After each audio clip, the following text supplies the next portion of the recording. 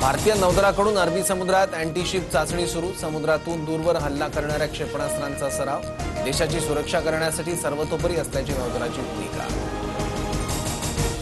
पाकिस्तानकडून सीमेवर रणगाडे तैनात करण्यास सुरुवात. गेल्या 2 दिवसांपासून पाक लष्कराच्या चौक्यांमधून नियंत्रण रेषेवर गोळीबार. भारताकडूनही प्रभावीपणे प्रत्युत्तर. सिंधू जलकरार भारताला एकतर्फी संपवता येणार नाही. पाकिस्तान विरुद्ध आक्रमक पाऊल उचलल्यास आम्ही युद्धासाठी सज्ज. पाकिस्तानचा गृहमंत्री मोहसिन याची धमकी.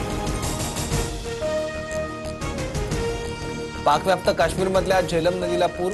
पाकव्याप्त काश्मीरमधल्या मुझफ्फराबादेत पूरस्थितीमुळे गोंधळाचं वातावरण. भारतानं पाणी सोडल्याचा पाकिस्तानचा आरोप. पहलगाममधील हल्ल्याच्या आंतरराष्ट्रीय चौकशीची पाकिस्तानची मागणी. पाकच्या मागणीला चीनचं समर्थन. दरम्यान चीनचा राजदूत झियांग झिडोंग आणि पाकिस्तानचा परराष्ट्रमंत्री मोहम्मद इशाकदारची भेट.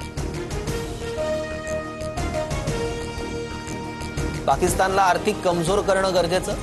पाकिस्तान आमची बरोबरी करू शकत नाही. पहलगाममधील दहशतवादी हल्ल्यानंतर अझरुद्दीन ओवैसींचं वक्तव्य.